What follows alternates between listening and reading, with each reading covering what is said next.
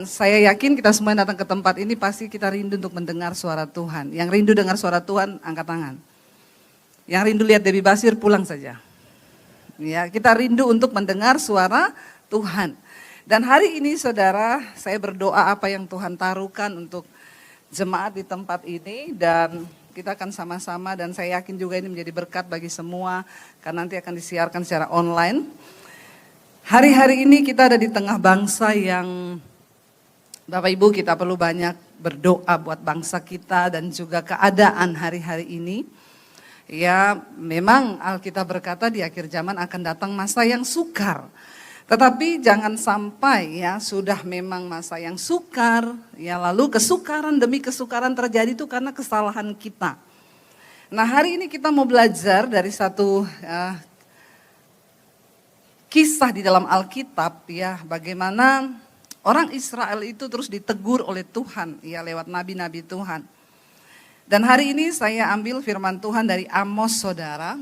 Ya, Amos ini adalah seorang yang dipilih Tuhan untuk menyampaikan pesan Tuhan kepada bangsa Israel. Ya, dan Amos adalah salah seorang, dia peternak domba. Dia bukan dari keturunan nabi atau mengikuti pendidikan nabi pada waktu itu. Tapi Amos ini orang biasa, orang awam yang dipilih Tuhan. Dia seorang peternak domba di Tekoa. Dan dia disuruh Tuhan berbicara kepada Israel pada zaman Usia, Raja Yehuda, saudara. Ya, dan itu dalam zaman Yerobeam, anak Yoas, Raja Israel. 2 tahun sebelum gempa bumi dikatakan di sana. Apa yang Amos sampaikan yaitu teguran, nasihat, dan seruan untuk bangsa itu bertobat kembali kepada Tuhan. Pada waktu di zaman Amos ini ya, keadaan bangsa itu mereka cukup makmur, ya mereka itu juga ya kalau dibilang tolak ukur dari kemakmuran itu diberkati Tuhan, disertai Tuhan, ya orang berkata seperti itu. Tapi hari itu keadaan politik di bangsa itu tidak baik-baik saja karena banyak terjadi penyimpangan, orang miskin ditindas ya. Para pejabat hanya memikirkan diri mereka sendiri, banyak yang korupsi, banyak yang ya kurang lebih seperti di bangsa kita lah ya. Ya, ada bensin dioplos ya, kalau dioplosnya pakai air kelapa agak-agak enak ya saudara ya. Jadi keadaan bangsa itu seperti itu, belum lagi di dalam rumah Tuhan saudara. Ya, dari mulai politik, keadaan masyarakat sampai ke rumah Tuhan. Pada waktu itu orang-orang datang ke Betel, ke Gilgal tempat mereka mempersembahkan korban. Tapi di sana juga terjadi banyak kecurangan, penyembahan berhala di tempat yang harusnya itu menjadi tempat kudus tapi sudah tidak kudus lagi. Bagaimana mereka memperdagangkan korban dengan harga yang tinggi sehingga orang miskin mau datang beribadah kepada Tuhan itu sangat sulit karena beli korban itu mahal. Mereka nggak bisa mempersembahkan korban untuk menghapus dosa, semua dinilai dari uang. Bahkan di tempat kudus pun sudah tidak ada kekudusan. Dan mereka masih tetap beribadah pada waktu itu saudara. Mereka rutin, ya masih beribadah seperti biasanya. Tapi ternyata ibadah mereka itu menjadi ibadah yang jahat. Jadi ternyata ada loh ibadah yang jahat. Ya, ibadah setiap minggu, tapi ibadahnya menjadi ibadah yang jahat. Tapi di HTS semua ibadah yang berkenan, amin. Insya Allah. Dengar dulu khotbah saya ya. Mari kita lihat bersama Amos pasal yang keempat, ayat yang keempat saudara. Kalau saudara punya Alkitab yang ada judulnya, ada temanya, Amos 4 ayat 4 dikatakan ibadah orang Israel adalah ibadah jahat. Ya, ibadah orang Israel adalah ibadah jahat. Kenapa bisa disebut ibadah jahat saudara? Nanti kita akan belajar. Ayat 4 dikatakan datanglah ke Betel dan lakukanlah perbuatan jahat. Ya, padahal Betel itu tempat orang datang beribadah, mempersembahkan korban. Rumah Tuhan Betel itu. Ya. Tapi dikatakan Tuhan berfirman lewat Amos, "Berdatanglah ke Betel dan lakukanlah perbuatan jahat. ke Gilgal dan perhebatlah perbuatan jahat. Gilgal juga adalah salah satu tempat ya di mana ketika orang Israel keluar dari tanah Mesir menyeberangi sungai Yordan, mereka tiba di Gilgal dan di situ Tuhan menguduskan mereka, disunat semua orang yang tidak bersunat, dikuduskan umat itu sehingga di situ menjadi satu tempat di mana orang Israel berjumpa dengan Tuhan, beribadah kepada Tuhan dan mereka mempersembahkan hidup yang kudus kepada Tuhan. Tapi hari itu Tuhan berkata lewat Amos, pergilah, datanglah ke Betel, lakukan perbuatan jahat, pergilah ke Gilgal, perhebatlah perbuatan jahat. Kita berdoa saudara, supaya hari-hari ini ibadah kita menjadi ibadah yang berkenan, bukan ibadah yang jahat. Ya, seringkali tanpa disadari. Bawalah korban sembelihanmu pada waktu pagi dan persembahan persepuluhanmu ya pada hari yang ketiga. Bakarlah korban syukur dari roti yang beragi ya dan maklumkanlah persembahan-persembahan sukarela, siarkanlah itu. Sebab bukankah yang demikian kamu sukai hai orang Israel, demikianlah firman Tuhan Allah. Kenapa ibadah mereka disebut jahat? Karena mereka beribadah tanpa ketaatan kepada Tuhan. Mereka beribadah tapi kejahatannya tetap berjalan. Mulai dari pemerintahannya, imam-imamnya sampai ke umat Tuhan kelihatan beribadah. Tapi kejahatannya jalan terus saudara. Ya sehingga dikatakan ibadah itu menjadi ibadah yang jahat.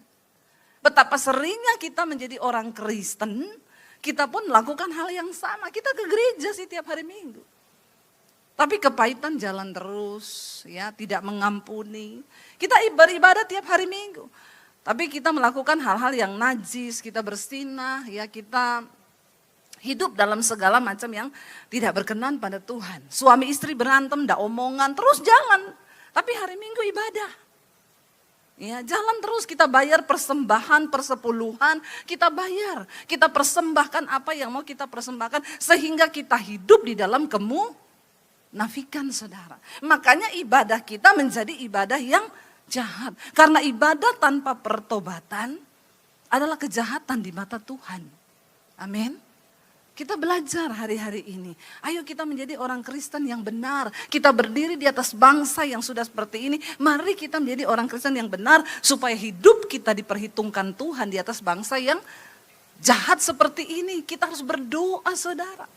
Ya, melihat semua yang ada yang terjadi saudara. Ya, dan ketika mereka itu akhirnya tidak mau bertobat, tadinya mereka bangsa yang makmur, ya Tuhan menyertai, tapi dosa saudara membuat akhirnya Tuhan tidak berkenan kepada mereka. Kita lihat ayat yang ke-6, orang Israel tidak mau berbalik kepada Tuhan. Tuhan tegur mereka saudara, karena mereka tidak mau berbalik saudara, tapi tetap tidak mau berbalik. Ayat 6 berkata begini, kita baca sama-sama. Sekalipun aku ini telah memberi kepadamu gigi yang tidak disentuh makanan di segala kotamu dan kekurangan roti di segala tempat kediamanmu, namun kamu tidak berbalik kepadaku. Tuhan udah tegur bangsa ini. Terjadi kelaparan, punya gigi tapi nggak bisa makan. Ya, bagaimana itu orang kalau punya gigi tapi nggak tersentuh makanan, buat apa saudara? Sia-sia toh? Mending gak ada gigi tapi bisa makan toh, daripada ada gigi tapi gak bisa makan, firman Tuhan bilang. Ya, dikatakan aku telah memberikan kepadamu gigi yang tidak disentuh makanan karena terjadi kelaparan hebat. Tuhan tegur bangsa ini lewat kemerosotan yang terjadi, kelaparan, hidupnya susah. Tapi seringkali orang Kristen tuh udah susah hidup sombong lagi ya. Enggak di sini sih. Di sana saudara ya, udah susah sombong, gak mau tobat datang sama Tuhan. Ya, tapi mereka tidak berbalik, sudah nggak bisa makan, tidak ada makanan, tapi tidak mau berbalik. Banyak orang Kristen sombong, udah miskin, sombong. Bilang kanan kirimu, jangan kau udah miskin sombong lagi ya, bertobat.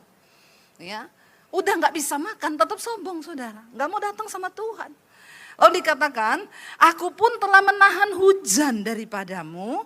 Ketika 3 bulan lagi sebelum panen, aku menurunkan hujan ke atas kota yang satu dan tidak menurunkan hujan ke atas kota yang lain. Kalau tinggal 3 bulan mau panen terus hujan, banjir, kira-kira jadi panen enggak? Enggak saudara. Ya, padi sudah menguning. Ya, tinggal 3 bulan mau dipanen. Itu kan yang kita harapkan panas kan. Ya, tiba-tiba hujan, udah mulai berbulir, hujan, banjir. Pasti gagal panen. Aku telah menahan, dikatakan di sana, aku telah menahan hujan daripadamu. Bahkan Tuhan juga menurunkan hujan, tidak menurunkan hujan ke atas kota yang lain. Ladang yang satu kehujanan, ladang yang lain tidak kena hujan dan menjadi kering. Semuanya gagal saudara. Penduduk 2-3 kota pergi terhuyung-huyung ke satu kota untuk minum air. Bayangkan cuma untuk cari minum, mereka pergi dari satu kota ke kota yang lain sampai terhuyung-huyung. Kira-kira ini keadaan yang enak atau tidak? Enak gak saudara? Enggak enak loh, terhuyung-huyung cuma pengen cari minum. Seringkali orang Kristen sudah hidupnya sulit, tapi tetap gak mau cari Tuhan sungguh-sungguh. Ya. Penduduk 2-3 kota pergi terhuyung-huyung ke satu kota untuk minum air, tetapi mereka tidak menjadi puas. Namun kamu tidak apa? Berbalik kepadaku, demikianlah firman Tuhan. Tuhan izinkan gagal panen. Tuhan izinkan usahanya tidak diberkati. Tuhan izinkan makan susah. Tuhan izinkan mau minum aja susah. Semua keadaan menjadi sulit, tapi tetap tidak mau bertobat, mencari Tuhan saudara. Ya, makanya ibadah mereka menjadi jahat di mata Tuhan. Dikatakan di sana ayat 9, aku telah memukul kamu dengan hama dan penyakit gandum.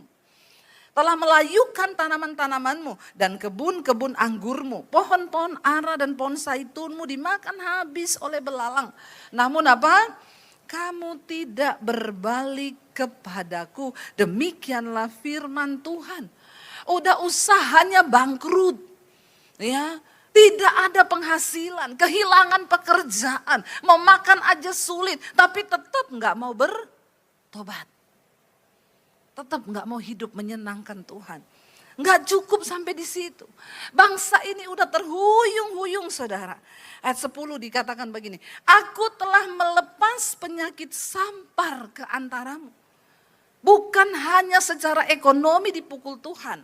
Bukan hanya kehilangan pekerjaan. Bukan hanya bangkrut tidak ada penghasilan. Juga mengalami keadaan sakit saudara. Sudah dilepas penyakit sampar ke antaramu seperti kepada orang Mesir. Aku telah membunuh terunamu dengan pedang. Ya, terjadi perang, banyak kematian saudara. Pada waktu kudamu dijara, aku telah membuat bau busuk perkemahanmu tercium oleh hidungmu.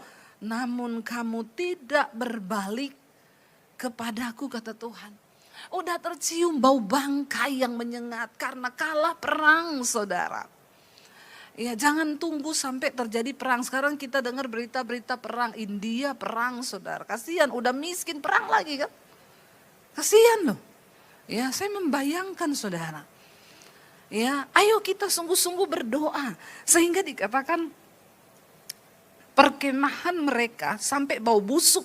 Bau mayat. Ya, bau jenazah. Ya, sekarang kita lihat berita saudara hari-hari ini banyak ditemukan mayat. Di Indonesia ini berita tentang kematian setiap hari itu ada. Orang dibunuh, orang digorok, orang di ini, orang di itu saudara. Waduh, menakutkan. Kemarin saya baca berita bocah 9 tahun bakar 15 rumah. Karena terinspirasi dari game. Akhirnya dia ketangkap.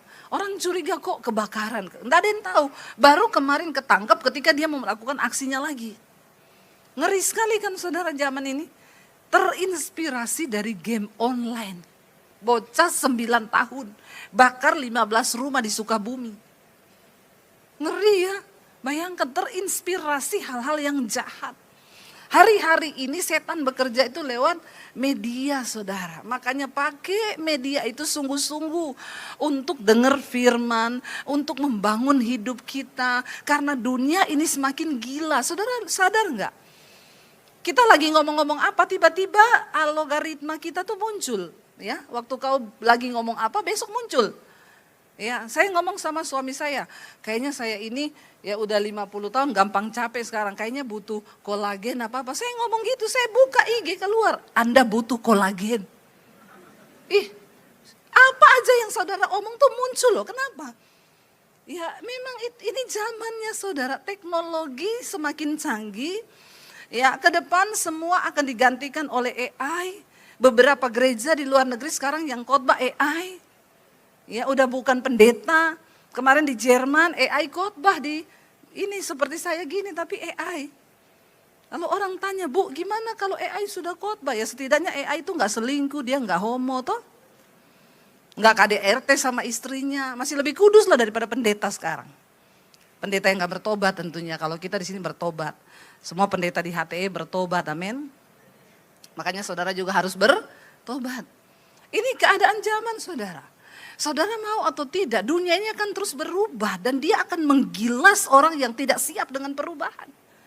Karena dunia ini akan cenderung membawa kita mati dalam iman. Saudara siap atau tidak, ini akan terjadi. Tapi ketika iman kita diperkuat, ya pengenalan kita akan Tuhan diperkuat, kita hidup dalam pertobatan, maka Yesus berkata ada satu yang bisa mengalahkan dunia ini adalah apa-apa? Iman kita saudara, iman yang hidup. Ya, yang akan mengalahkan dunia. Kita nggak bisa pakai kepintaran kita untuk kalahkan dunia ini. Oh AI makin canggih, sekarang rumah sakit AI kemarin buka loh di Tiongkok. Baru buka ribuan semua pasiennya saudara. Yang operasi itu robot, bukan dokter lagi, bukan. Bayangkan loh, sekarang semua mulai tergantikan oleh kecanggihan teknologi. Teknologi dan canggih kita pengetahuan kita sudah kurang.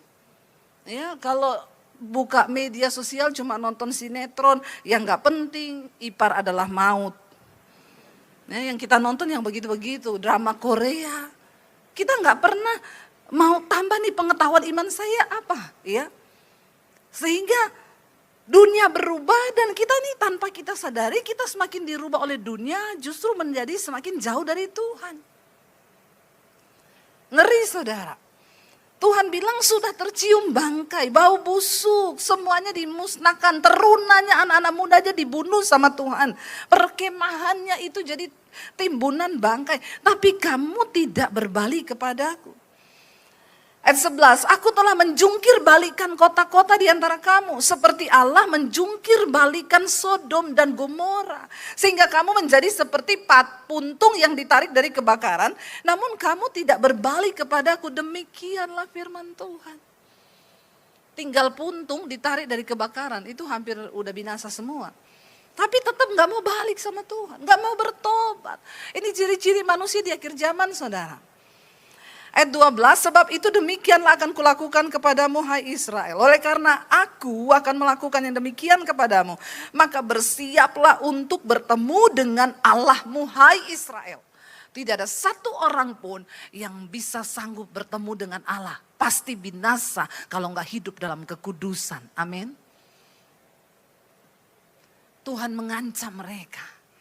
Ya. Kalau udah nggak bisa ditegur, udah nggak bisa gini, ya udah Tuhan yang akan bertemu dan kalau ketemu Tuhan mati saudara kalau nggak hidup kudus. Sebab sesungguhnya Dia yang membentuk gunung-gunung dan menciptakan angin, yang memberitahukan kepada manusia apa yang dipikirkannya. Dan yang membuat fajar dan kegelapan dan yang berjejak di atas bukit-bukit bumi. Tuhan Allah semesta alam, itulah namanya. Dipertegas siapa kita dibandingkan Tuhan yang begitu mulia itu saudara. Tuhan yang menciptakan gunung, Tuhan yang menciptakan manusia, Tuhan yang menciptakan segala-galanya. Masa kita ini yang tidak ada apa-apanya, tidak mau datang untuk sungguh-sungguh mencari Tuhan. Jangan membawa ibadah yang palsu kepada Tuhan.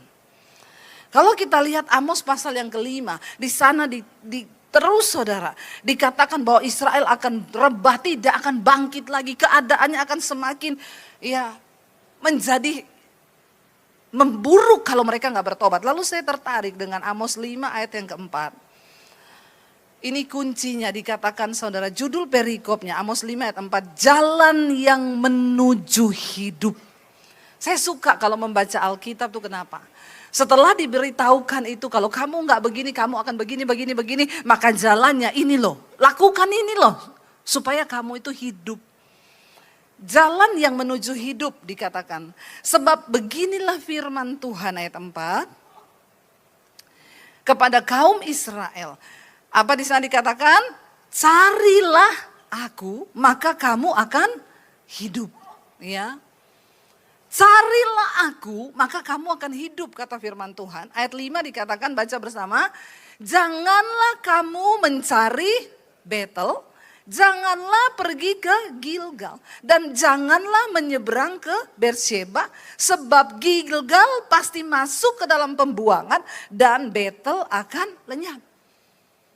Ya, padahal tadi kita sudah tahu bahwa Betel itu adalah rumah Tuhan, Gilgal adalah tempat Allah menguduskan bangsa Israel, Beersheba itu juga satu tempat di mana ya Tuhan ada monumen-monumen tentang kebangunan rohani, tentang tempat beribadah.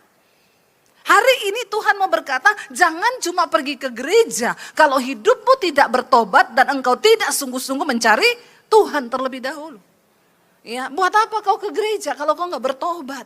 Buat apa kau mencari sesuatu yang hanya kelihatannya itu tempat beribadah? Kalau engkau tidak sungguh-sungguh mempersembahkan hidup dalam pertobatan, maka ibadahmu menjadi ibadah yang jahat di mata Tuhan, saudara.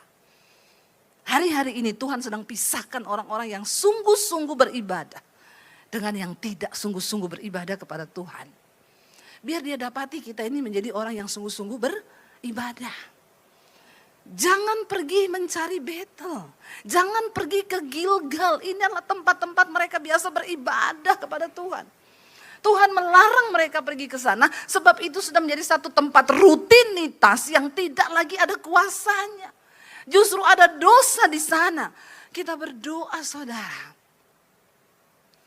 Biarlah kita menjadi orang-orang yang mencari Tuhan. Ya. Supaya apa? Ketika engkau pergi ke gereja, engkau mencari Tuhan, engkau ketemu Tuhan. Amin, saudara. Dikatakan carilah Tuhan, ya maka kamu akan hidup. Ada dua kata kunci, saudara. Carilah Tuhan, maka kamu hidup. Mencari Tuhan itu artinya apa? Kita cari kehendaknya, kita cari hukum-hukumnya, kita cari peringatannya. Jangan cuma datang ke gereja, tapi kau tidak cari kehendak Tuhan dalam hidupmu, amin. Kita hidup dengan kekuatan kita sendiri, kita hidup dengan karepe kita sendiri, ya pokoknya ya wes lah. Ya Tuhan tuh cuma hari Minggu aja kalau ke gereja, setelah itu wes hidupku sendiri. Bertobat, ibadahmu menjadi jahat di mata Tuhan. Ayo cari kehendak Tuhan. Sekalipun itu bertentangan dengan daging kita, kalau Tuhan bilang ini loh kehendakku, lakukan. Ya, Tuhan bilang jangan kepahitan, ampuni. Ya Tuhan, aku tuh jengkel sama iparku, tapi karena firman-Mu suruh mengampuni, ya aku harus mengampuni karena aku ingin berkenan kepada Tuhan, ya. Orang yang mencari Tuhan, dia akan ketemu Tuhan dan dia akan menjadi pribadi yang hidup menyenangkan Tuhan. Kalau kau cuma pergi ke Betel atau ke Gilgal, belum tentu kau menjadi orang yang berkenan kepada Tuhan. Tapi kalau kau mencari Tuhan terlebih dahulu, engkau pergi ke gereja, ibadahmu menjadi ibadah yang berkenan kepada Tuhan, saudara. Itu yang Tuhan mau. Ada satu kesaksian dikirim ke saya di mesbah doa.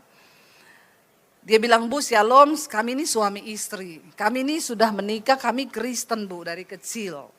Tapi kami ini Kristen tanpa pertobatan.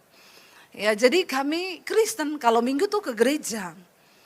Tapi ya dosa jalan terus, rumah tangga kami ribut, berantem lah, saling maki, saling caci. Suami merokok, mabok, istri juga ikut merokok. Hidupnya tuh enggak karu-karuan.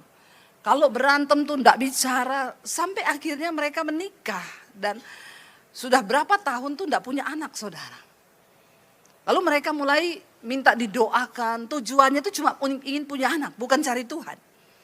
Ya, mereka minta untuk didoakan, mereka rajin ke gereja, cuma supaya bisa punya anak, bukan untuk cari Tuhan.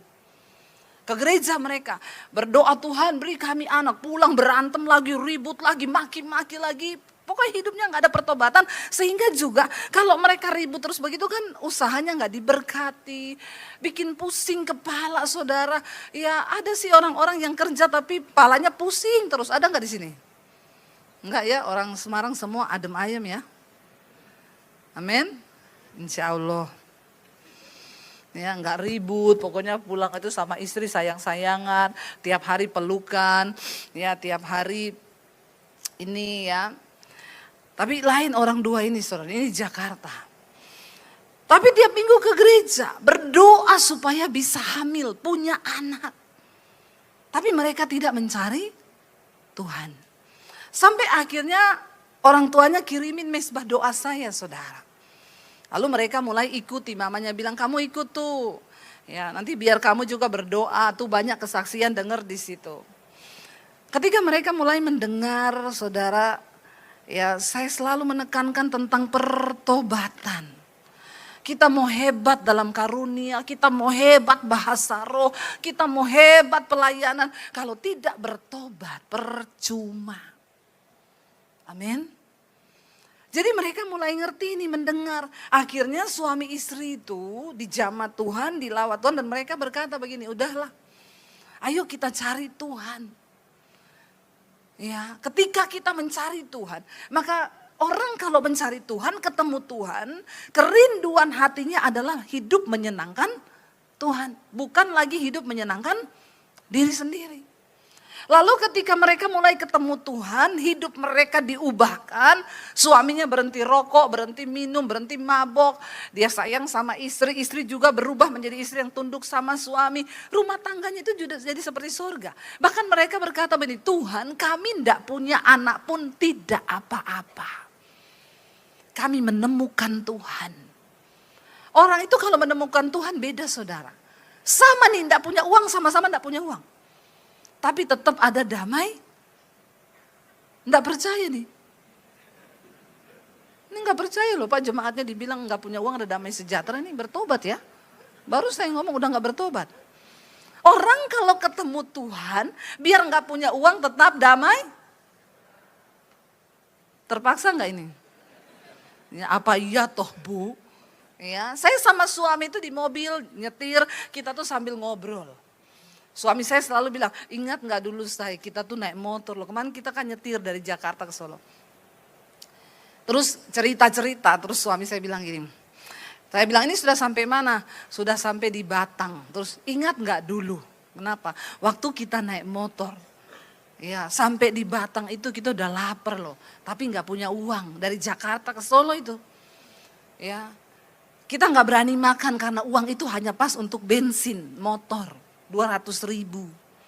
Tapi sampai di Batang kita berhenti di pom bensin, ya bukan lewat tol ya, lewat jalan biasa nih 18 jam Jakarta Solo. Akhirnya suami saya bilang udah deket say, bensin sudah penuh, ada uang sisa. Kita makan yuk, kita makan bakmi tek-tek itu di pinggir jalan di depan pom bensin waktu itu. Saya ingat. Terus saya tuh bilang, iya kita dulu menderita banget ya saya. Terus dia bilang, iya tapi lucu ya kita dulu gak ada duit tapi sukacita loh. Damai sejahtera loh kita. Amin. Gak percaya lagi? Ini saya sudah ngomong loh, karena saya mengalami loh ya. Bukan saya tidak mengalami. Jangan saudara bilang, Allah Bu Dewi itu pret. Enak aja dia bilang begitu karena dia tidak mengalami. Saya mengalami. Ya, apa yang tidak saya alami, saya mengalami. Lalu kami mengulangi kisah-kisah kami. Suami saya bilang, iya ya dulu kita jualan jus sampai jam 12 malam loh. Saya nggak malu. Ya, tapi ada damai sejahtera dan kata suami saya gini, iya loh, kita dulu susah banget loh, tapi kita nggak pernah ngutuk Tuhan loh. Kita selalu bersyukur loh sama Tuhan. Ya, apapun keadaannya kita selalu bersyukur walaupun dengan air mata. Tuhan terima kasih Tuhan, Engkau baik. Enggak pernah ada kata-kata dari mulut kami yang berkata, kenapa sih Tuhan? Ya, kenapa nasib kami begini? Enggak pernah. Ya, saya dan suami tadi malam di mobil kita cerita itu saudara. Ya, akhirnya di mobil kita lagi ngomong lagi, terima kasih Tuhan Engkau baik. Ya, orang itu kalau ketemu Tuhan saudara, Kayak suami istri itu, mereka nggak pikir lagi, oh kita ini nggak punya anak loh. Nggak ada. Waktu mereka ketemu Tuhan, hidupnya diubahkan, karakternya diubahkan. Mereka mencintai Tuhan, saling mengasihi. Mereka bilang bahkan, Tuhan ndak punya anak, ndak apa-apa, Engkau baik. Lihat, paradigmanya sudah berubah. Kenapa engkau perlu cari Tuhan? Kenapa engkau perlu ketemu Tuhan? Karena waktu engkau ketemu Tuhan, engkau dapat menyikapi semua hal yang rasanya tidak enak. Engkau bisa bersyukur dan berkata, Engkau baik Tuhan. Engkau baik. Kalau kau cuma pergi ke Betel, kalau kau cuma pergi ke Gilgal untuk beribadah dan melakukan ibadah yang jahat, kau tidak akan pernah ketemu Tuhan. Dan itu menyakiti hati Tuhan. Kita pikir kita sudah jadi Kristen, tapi sebenarnya ibadah kita menjadi ibadah yang jahat. Karena ibadah kita tanpa pertobatan kepada Tuhan. Makanya Tuhan larang, gak usah kamu pergi ke Betel. Karena Betel akan dimusnahkan. Gak usah pergi ke Gilgal karena mereka juga akan mengalami pembuangan. Tapi cari Tuhan maka kamu akan hidup. Hidup di sini bicara cuma bukan hidup di dunia ini saja saudara. Karena satu saat kita akan mati. Dan akan meninggalkan dunia ini. Tapi orang yang mencari dan ketemu Tuhan, engkau akan hidup sampai pada kekekalan. Amin. Dan itu hidup yang lebih berarti dari hidup di dunia ini. Hidup sampai pada kekekalan. Tuhan bicara itu. Carilah aku maka kamu akan hidup. Hidup yang, ya kalau ada dulu iklan bilang begini, bikin hidup jadi lebih hidup. Jangan hidup yang biasa-biasa. Tuhan akan membuat hidup kita jadi lebih hidup. Ya itu tadi, gak ada uang tetap suka. Apa iya toh? Lah iya. Itu hidup yang lebih hidup di dalam Tuhan. Enggak punya anak tetap bersuka cita. Dulu marah nyalahin Tuhan, udah coba bayi tabung, coba ini keluarin uang banyak. Tapi enggak ada hasil. Makin marah sama Tuhan, dugem, mabok, judi. Enggak ngerti. Kenapa Tuhan bilang kau harus cari Tuhan? Supaya kalau kau cari Tuhan, hidupmu makin jadi hidup. Ketika mereka ketemu Tuhan, mereka menikmati indahnya dalam Tuhan. Semua orang yang berjumpa Tuhan, mengalami perjumpaan dengan Tuhan Yesus. Saya mendengar mereka semua berkata, seperti saya dulu bilang begini, Tuhan, kenapa enggak dari dulu ya? Kenapa enggak dari dulu? Ayo saudara, bukan materi yang akan membuat kita ini berbahagia. Tapi waktu kita ketemu Tuhan, ya, dan suami saya tadi malam bilang, dan bahagia kita tuh ya sama loh sama bahagia kita sekarang nih naik mobil ini dan naik motor dulu tuh sama loh. Kenapa? Karena waktu naik motor saya nyembah Tuhan. Naik mobil juga saya nyembah Tuhan. Gak ada yang berubah. Cuma keadaan yang berubah tapi sikap hati tetap sama. Amin saudara. Di motor dulu saya nyanyi. Hujan dari Cirebon sampai di Solo. Saya nyanyi sambil bercucuran air mata. Suka-sukamu Tuhan. Harusnya kan tuh lagu kita goyang ser gitu ya. Tapi saya nangis bercucuran air mata. Ya, kemarin di mobil kita juga nyanyi saudara. Ya, kita menyembah Tuhan di mobil. Keadaannya tetap sama. Ya, suasana hatinya sama. Cuma dulu saya naik motor, sekarang naik mobil. Itu yang Tuhan bilang, carilah Tuhan supaya kamu hidup. Hidup yang bagaimana? Hidup yang semakin hidup bersama dengan Tuhan saudara. Tuhan bilang jangan pergi ke sana. Ayat 6, carilah Tuhan maka kamu akan hidup. Supaya jangan ia memasuki keturunan Yusuf bagaikan api yang memakan habis dengan tidak ada yang memadamkan bagi Betel. Jangan cuma suka ya beribadah yang kelihatannya ibadah. Di Betel orang datang ke sana, setiap tahun mereka pergi ke sana untuk mempersembahkan korban. Tapi ternyata semua ibadah mereka itu jahat di mata Tuhan. Tuhan lebih tertarik kepada pertobatan daripada korban. Ya, ayo saudara. Hidup dalam pertobatan. Ya, ayo kita sungguh-sungguh membangun pertobatan dalam rumah tangga kita. Ya, dulu waktu masih miskin saling mencintai. Udah diberkati jadi kaya semakin saling. Dulu nggak punya duit saling mencintai. Sekarang diberkati Tuhan tetap saling. Nah itu semangat ya. Sudah bertobat berarti. Itu loh saudara yang dibilang kita ini harus cari Tuhan supaya hidup. Waktu suami istri itu berbalik mencari Tuhan. Mereka nggak peduli lagi soal anak. Sudah tahu tiba-tiba hamil. Semua pergumulan dan doa-doa kita, semua kebutuhan kita di dunia itu hanya akan menjadi bonus yang Tuhan tambahkan waktu kita sungguh-sungguh mencari Tuhan. Makanya Alkitab berkata, Yesus bilang carilah dahulu kerajaan Allah dan kebenarannya. Semua akan ditambahkan kepadamu. Bukan lagi menjadi fokus yang kita cari. Saudara, waktu kau ketemu Tuhan, ada banyak hal-hal supranatural yang tidak pernah terpikir dengan logika otak kita manusia. Itu akan dibukakan Tuhan. Seringkali kau akan mendapat berkat, mendapat keuntungan tanpa harus berkeringat. Waktu Tuhan menyertaimu loh. Waktu engkau mencari Tuhan dan engkau ketemu Tuhan. Ada begitu banyak jalan-jalan yang dibukakan secara supranatural oleh Tuhan. Sekarang banyak orang gak percaya lagi hal-hal supranatural. Itu tetap ada. Tuhan kita tetap Tuhan yang sanggup melakukan segala perkara. Kalau kita mau sungguh-sungguh mencari Tuhan. Tapi kalau kau cuma cari Betel, cari Gilgal, ibadah palsu, ibadah jahat setiap hari Minggu, dan kau gak ketemu Tuhan, ya, maka kau tidak akan melihat pintu-pintu yang terbuka. Di akhir zaman ini masa akan semakin sukar, tapi orang yang mencari Tuhan, mereka akan ketemu Tuhan dan Tuhan berkata, kamu adalah umat kepunyaanku. Sebab Alkitab berkata Tuhan tahu siapa milik kepunyaannya. Dan orang yang menyebut dirinya kepunyaan Tuhan wajib meninggalkan semua kejahatan. Kalau kita melihat perkenanan Tuhan dalam hidup kita, ayo buang semua hal yang tidak berkenan. Tidak usah kepahitan, buang semua iri hati, buang kedengkian, buang kenajisan, perselingkuhan, hal-hal yang tidak berkenan sama Tuhan. Tinggalkan saudara. Kembali kepada pertobatan dan bilang Tuhan mampukan aku Tuhan untuk sungguh-sungguh mencari Tuhan. Karena waktu kau ketemu Tuhan, kau ketemu segala-galanya saudara. Apa yang menjadi kebutuhan hidup kita? Ada banyak pintu-pintu yang akan Tuhan bukakan secara supranatural bagi orang-orang yang sungguh-sungguh mencari Tuhan.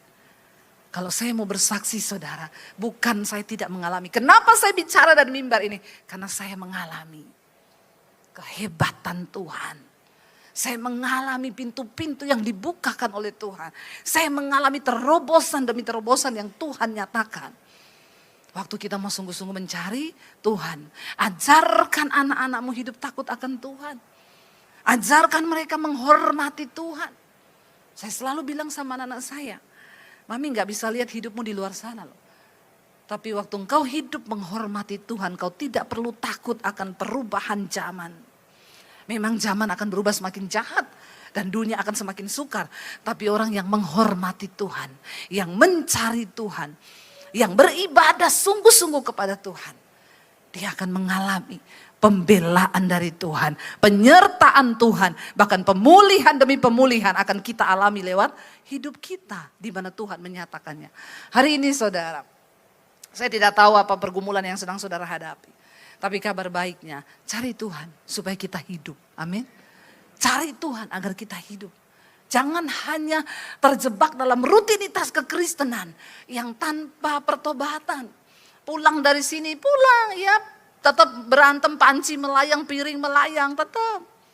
Ya, apalagi sekarang dunia media semakin mempengaruhi otak, semakin mempengaruhi mindset kita. Selain donatur, dilarang mengatur. Sehingga ibu-ibu kalau suaminya nggak ada duit, kau bukan donatur. Ya, jadi dulu provider. Ya, bertobat ya anak-anak muda. Cari jodoh yang ada duit. Ya, enggak cari yang takut Tuhan. Waktu ada Tuhan dalam hidup kita, maka Tuhan akan menjadi provider bagi kita, amin. Dia jadi donatur bagi kita. Saya oke kalau dikatakan selain donatur dilarang mengatur, Tuhan donatur saya. Jadi yang berhak mengatur saya siapa? Tuhan. Amin saudara.